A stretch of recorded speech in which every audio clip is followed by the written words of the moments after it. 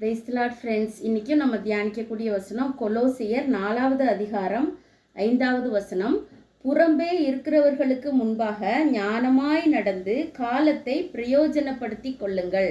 ஆமாம் ஃப்ரெண்ட்ஸ், புறம்பே இருக்கிறவங்க, கிறிஸ்துவனுடைய ஐக்கியத்துக்கு புறம்பாக இருக்கிறவங்க நம்மளை பார்த்து தேவனுடைய நாமத்தை அவங்க தூஷிச்சிடக்கூடாது. அந்த அளவுக்கு நம்ம நம்மளோட டைமிங் எல்லாம் கரெக்டாக பிளான் பண்ணி செய்யக்கூடிய காரியத்தெல்லாம் கரெக்டாக செய்யணும். இது செய்ய நேரம் இல்லை, அது செய்ய நேரம் இல்லை அப்படி சொல்லிட்டு நம்ம ஞானம் இல்லாமல் நடந்து எல்லா கஷ்டத்துலேயும் மாட்டிக்காதபடிக்கு கரெக்டாக நம்மளோட நேரத்தை எந்த காரியத்துக்கு எவ்வளோ நேரம் கொடுக்கணும்னு சொல்லி நம்ம கரெக்டாக பிளான் பண்ணணும் ஃப்ரெண்ட்ஸ். இதுக்கு நம்ம பரிசுத்த ஆவியானவரோட ஒத்தாசை ரொம்ப அவசியம்.